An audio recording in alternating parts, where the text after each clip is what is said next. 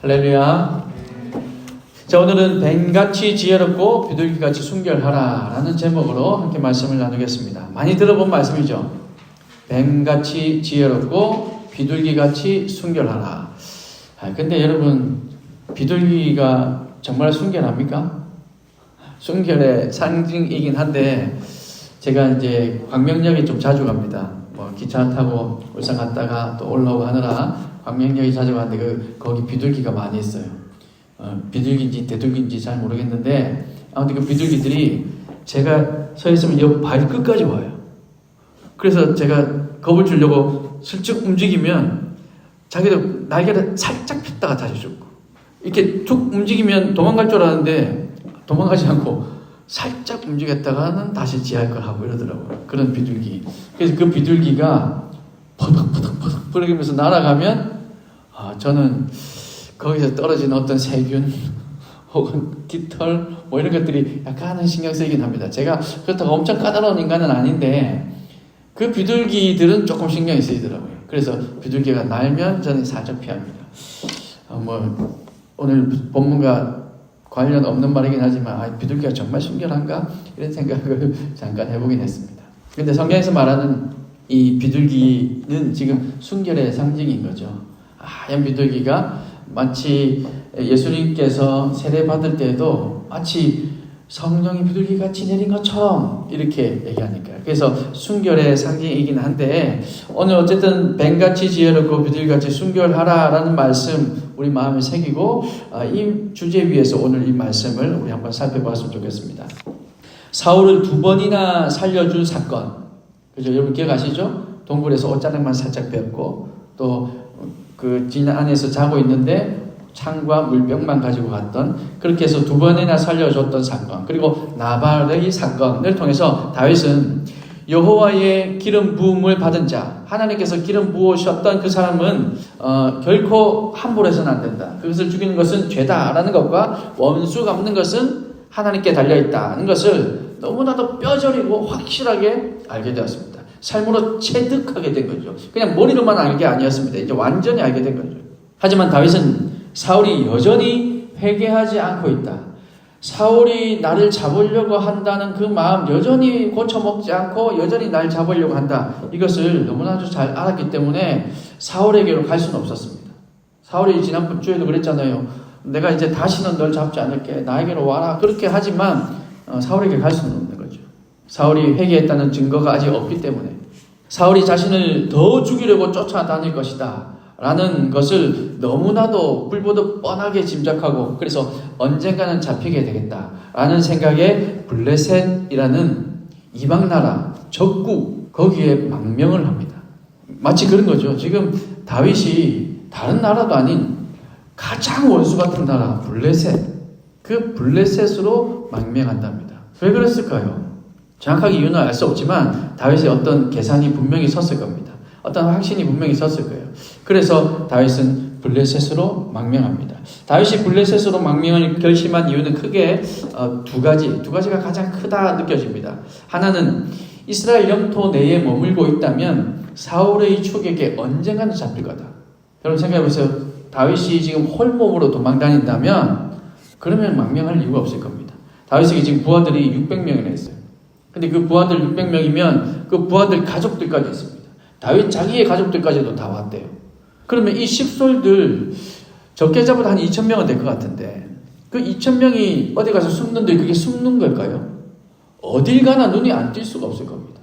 그럼 어딜 가나 거기에서 다 다윗에게 보고가 올라가요. 지금 다윗 여기 있습니다. 일거수일투족을 다 하는 거죠. 그러면 만약에 다윗은 거기 자기 부하들과 자기 식솔들과 같이 있지 않고 혼자 다른 데 있다 할지라도, 그럼 다윗은 안 잡힐지 몰라도 가족들은, 이 식솔들은 위험에 처하게 되는 거잖아요. 그러니까 언젠가는 분명히 잡힐 거다.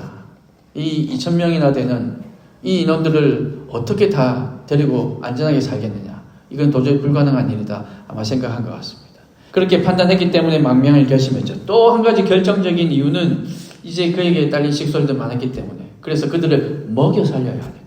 숨는 것만이 문제가 아니라 이제 먹여 살려야 하니까. 이 2,000명이나 되는 사람들 도망다니는 건 또 그렇다 치더라도 이걸 어떻게 먹이고 입히고 재우냐. 도저히 이건 불가능한 일이다 판단한 것 같습니다. 안정적인 식량 공급과 숙소가 필요했던 거죠. 그런데 광야에서 도망다니는 삶을 통해서는 이 안정이란 말은 불가능했습니다. 그래서 다윗은 식솔들을 데리고 블레셋으로 망명합니다. 지금은 사울이 원수지만 블레셋도 또 하나의 원수였습니다. 다윗은 이스라엘 사람들이 있고 이스라엘의 원수, 예전부터 조상들부터 블레셋과는 원수였습니다.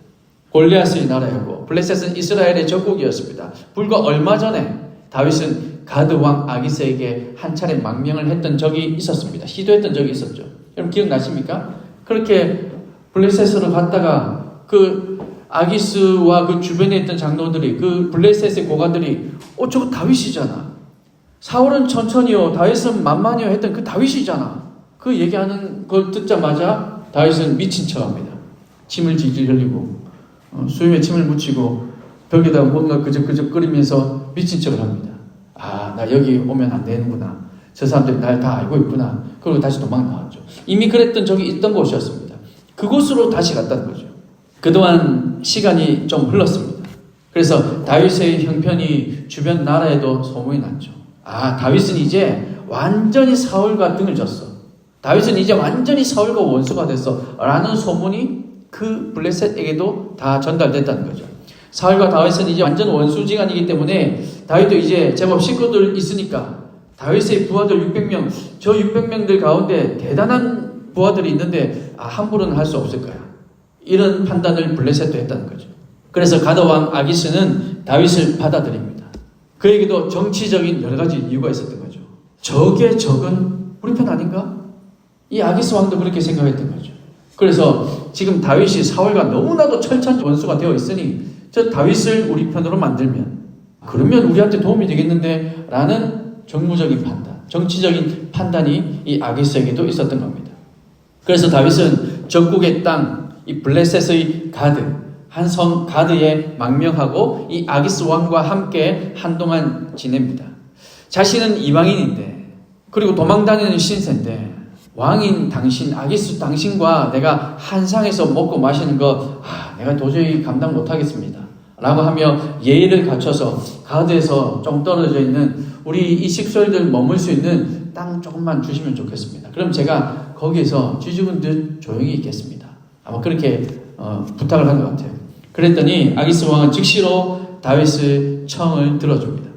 6절 말씀에 보면 그날에 라는 표현이 있어요. 다윗이 부탁을 합니다. 다윗이 부탁을 했는데 그날에 라고 표현하고 있어요.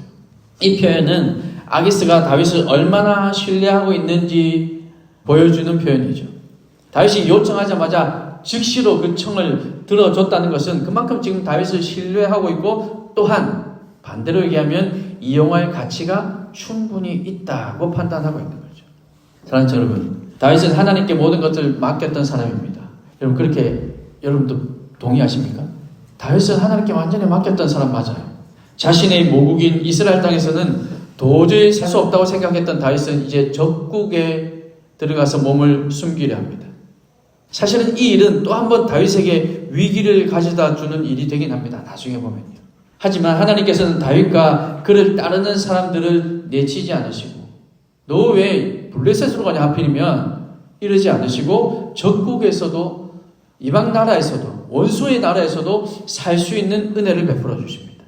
왜 그랬을까요? 다윗이 온전히 하나님께 다 맡겼다는 것을 하나님께서 인정하셨기 때문입니다. 아무리 정치적인 상황이 변했다 할지라도 하나님의 이 특별한 은혜가 아니면 지금 불가능한 일이 벌어지고 있죠. 아기스가 생각해 보세요. 정치적인 판단을 하니까 그래 제가 우리 편 되는 것도 나쁘진 않겠다. 그런데 한편으로는 생각해 보세요. 블레셋은 5 왕이 있습니다. 이 5 왕이 군주로 이렇게 있는데 나머지 4 군주로 비밀 회동을 하죠. 실제로 했다는 게 아니라 제 생각입니다. 그렇게 만약에 해가지고 다윗이 우리 성에 왔는데 우리가 한번 의기투합해서 저 다윗을 잡자. 저 다윗을 잡아서 저 목을 가지고 사울과 우리가 협상하면 우리 좋지 않을까? 지금 사울도 다윗을 잡는다는데 우리가 다윗을 잡아주고 이럴 수 있지 않을까요? 하나님의 은혜가 아니면 얼마든지 이러고도 남을 지금 겨우 제 머릿속에서 이 정도 생각했지만 이것보다 더한 일들이, 엄청난 일들을 계략을 꾸밀 수 있을 겁니다. 그런데 그런 일들이 일어나지 않습니다. 왜냐하면 하나님의 특별한 은혜라는 거죠.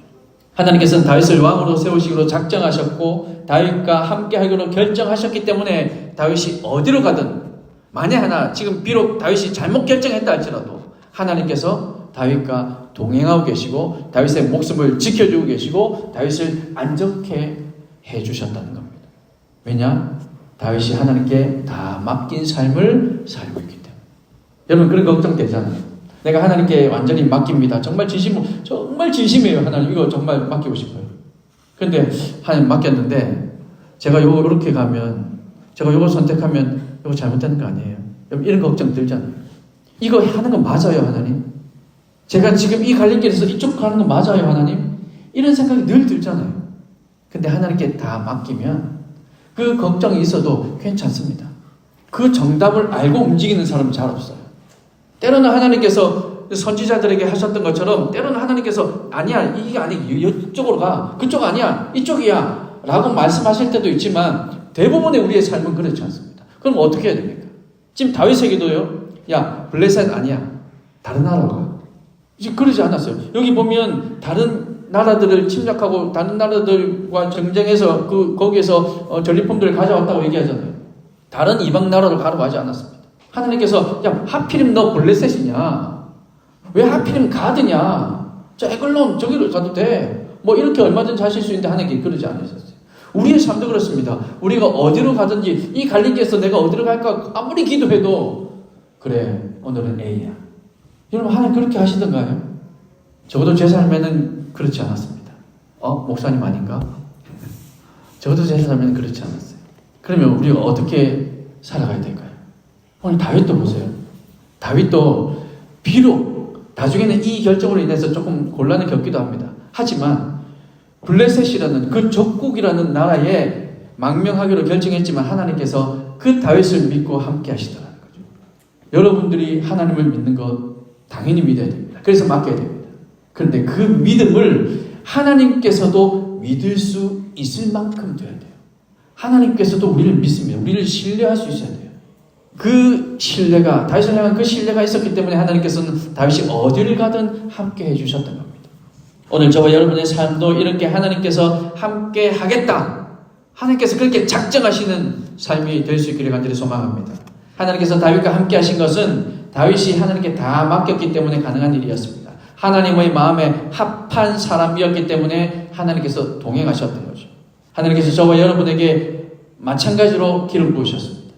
그래서 왕같은 제사장으로 삼아주셨습니다. 우리 지난주에 살펴봤잖아요. 이제는 우리가 하나님의 마음에 합한 사람이 될 수 있도록 결단해야 되는 겁니다. 그렇게 결단하면 여러분이 비록 잘못된 결정을 한다 할지라도 그곳에서도 하나님께서 동행하십니다. 그리고 여러분 삶을 돌이키십니다. 나중에 보세요. 이 다윗이 블레셋으로 지금 가 있지만 이 다윗이 그래서 블레셋으로 갔는데 하필이면 전쟁이 납니다. 지나서 살펴보겠지만 하필이면 전쟁이 나요. 이 블레셋이 이스라엘 치려고 일어납니다. 5 왕이 다 모였습니다. 그런데 나머지 4왕이 와서 보니까 뭐야? 다윗이잖아. 아기스에게 얘기해요. 야, 저건 다윗인데 왜 우리와 같이 가? 아기스가 얘기합니다. 내가 이때까지 살펴봤는데 진짜 이제 완전 우리 편이야. 그러니까 다윗 우리가 같이 가면 우리에게 승산이 있을 거야. 그런데 나머지 4명이 다 반대합니다. 안 돼. 제가 만약에 어느 날 갑자기 가다가 반격해서 우리를 죽이고 우리 목을 다 사울에게 갖다 주면 어떡해? 그러면서 사울과 같이 합의하면 어떡해? 충분히, 이건 성경에 있는 얘기예요. 이게 제가 지어낸 얘기가 아닙니다. 충분히 그럴 수 있잖아요. 그 바람에 다윗은 그 전쟁에 나가지 않습니다. 다윗 입장에서는 보세요. 와, 전쟁이 났네. 와, 하필이면 다른 나라도 아니고 이스라엘이네. 내 모국이네. 와, 내가 쟤들을 어떻게 죽이지? 와, 고민하면서 가고 있는데 마침 이 4명의 다른 군주들이 반대를 하는 거예요. 근데 연기를 합니다.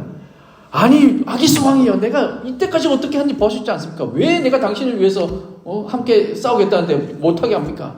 라고 사실 마음은 그렇지 않지만 겉으로는 막 이렇게 연기를 해요.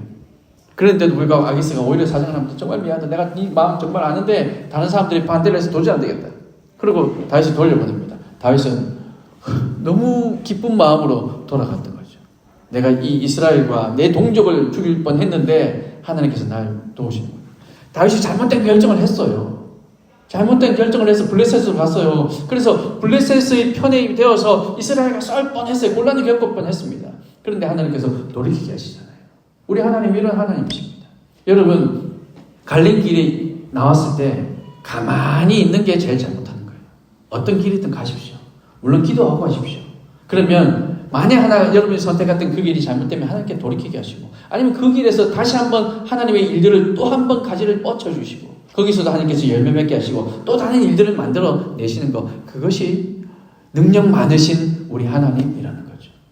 하나님께 다 맡기고 하나님만 의지하는 믿음을 여러분 보여드리면 하나님께서 우리가 어디로 가든지 무엇을 하든지 항상 동행하신다는 것, 여러분 꼭 믿으시고 이번 한 주간 그 하나님을 체험할 수 있기를 주님의 이름으로 축원합니다. 다윗은 시글락이라는 한 성을 아기스에게 받습니다.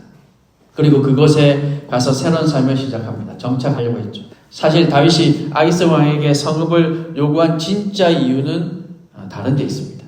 다윗은 이스라엘의 왕이 될 사람이었죠. 하나님의 사명을 받은 사람이라는 말인 겁니다. 그래서 그에게는 자신을 따르는 이 식구들을 책임져야 할 의무도 있었지만 근본적으로 이스라엘을 하나님의 뜻에 합당한 나라로 세우는 것, 이것이 더 큰 그림의 사명이었던 거죠. 지금 이 식솔들 챙기는 것도 사명이지만 사실은 이스라엘을 하나님의 뜻에 합당한 나라로 세우는 것, 거기에 내가 왕이 되어서 그 하나님의 나라를 제대로 만들어가는 것, 이게 더 큰 하나님의 사명이었다는 거죠. 당시에는 생활을 위해서 정복전쟁이라는 것은 불가피한 일이었는데 자신의 동족인 이스라엘을 치는 것은 하나님의 뜻에 맞지도 않고 자신도 내키지 않는 일이었습니다. 그래서 시글락이라는 곳에 와서 아기스 왕이 모르게 이방 족속들을 공격합니다. 참 감사하게도 하나님께서 일하셔서 이 시글락이라는 곳이 이 블레셋이 이렇게 지도상 이렇게 이스라엘을 전체적으로 이렇게 왼쪽 편에서 감싸고 있어요. 근데 그 블레셋과 이스라엘의 접경 지역에 가깝기도 하고 또 거기서 조금만 더 내려가면 또 다른 이방 나라들과 가까운 지역이 시글락이에요. 하필이면 또 거기를 준 거죠. 변방이니까 줬겠죠. 아기스 입장에서는. 저 변방이니까. 이스라엘과 가까운 쪽이니까. 그런데 그게 오히려 하나님의 뜻이었던 거죠. 그래서 그곳에 와서 아기스 왕이 모르게 이방 족속들을 칩니다. 8절 말씀해 보니까 그술 사람과 기르스 사람, 이 기르가스 이렇게도 얘기하는데 이 기르가스 사람과 아말렉 사람을 침노하였노니 이렇게 기록하고 있죠. 다윗이 아기스 왕에게 보고하기로는 10절 보세요. 10절 보시면 유다 네겝과 여라무엘 사람의 네겝과 겐 사람의 네겝이니이다. 네겝이라는 것은 남방이다 뭐 이런 말이에요.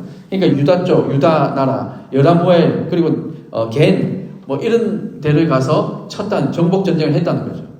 한마디로 이방 민족들을 정복하고 이스라엘 사람들도 함께 죽었다고 이렇게 보고한 겁니다. 이스라엘은 공격하지 않았어요. 자기 동족은 한 번도 공격하지 않았습니다. 다 이방 족속들만 쳤습니다. 그런데 아기스 왕에게 가서는 이스라엘도 공격했다고, 유다도 쳤다고 지금 그렇게 얘기하고 있는 거죠. 그래야 아기스가 완전히 내 편이구나 하는 것을 알게 믿을 거니까요. 하필이면 다 정복 전쟁을 하고 왔는데 다 이기고 왔는데 지네 동족만 안 죽였네? 그럼 얘가 정말 우리 편일까 의심할 거 아니에요. 그래서 허위복을 합니다. 여기에서 또 우리가 이런 거짓말을 해도 되느냐 안 되느냐 뭐 이런 논란이 있을 수 있는데 지금은 전쟁 중이라 전시다 여러분 생각하시면 이해가 편하실 겁니다. 전시에는 작전인 거죠.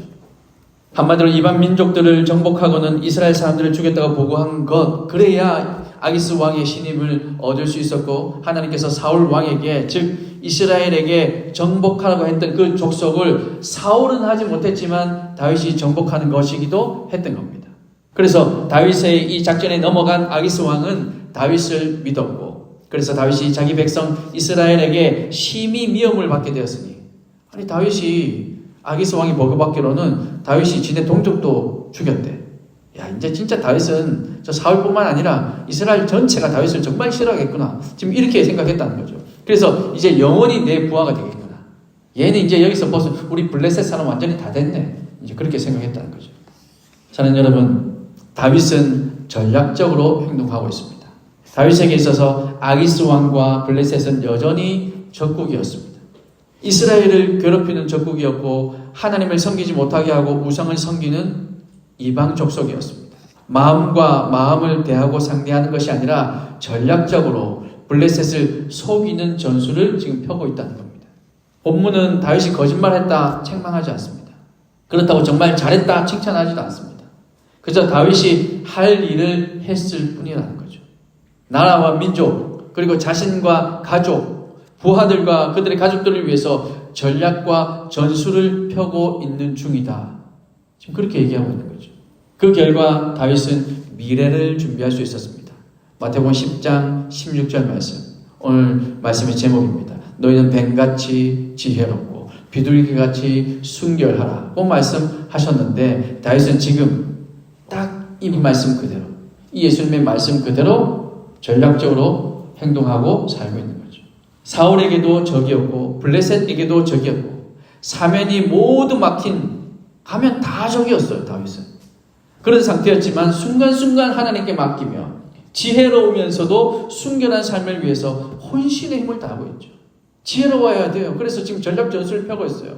그럼에도 불구하고 순결해야 돼요. 내 이방 족속들이 아닌 내 동족들은 절대 죽이면 안 되는 거죠. 하나님께서 그걸 원치 않으시고 자기도 원치 않으니까요. 그 순결을 지금 지켜나가고 있다는 겁니다. 그것을 위해서 혼신의 힘을 다하고 있어요. 얼마나 힘들겠습니까? 속여야 되고 아기스도 속여야 되고, 지금 전국에 포로 잡아오는 사람들이 있다면 얘네들 입 막아야 되는데 안 되겠구나. 그래서 전리품은 가져오지만 그들은 다 진멸하죠. 근데 사실은 하나님께서 이미 진멸하라고 했던 이방 족속들이었습니다. 그래서 그들을 포로로 잡아오지 않습니다. 어쩌면 부하들 중에서 우리도 힘든데 쟤네들이 우리가 입 막을게요. 걱정하지 마십시오. 제가 한 칼에 그냥 보낼 수 있으니까 걱정하지 마시고 데리고 갑시다. 데리고 가서 우리 노예로 삼읍시다. 얼마든지 그렇게 얘기할 수 있었을 겁니다. 근데 다윗은 다 거절하고 그 자리에서 다 죽습니다. 치밀하게 행동하고 있는 거죠. 하나님 나라 위해서, 순결하기 위해서, 순결한 삶을 위해서 혼신의 힘을 다하고 있다는 겁니다. 하루하루를 살아가는 오늘날 우리의 삶도 바로 이런 다윗과 비슷한 삶이라 생각이 됩니다. 여러분도 힘들잖아요. 하루하루 사는 게 얼마나 힘듭니까? 우리는 혼신의 힘을 다해서 다윗처럼 살아가야 되는 거죠. 그러기 위해서 우리는 하나님께 다 맡겨야 합니다.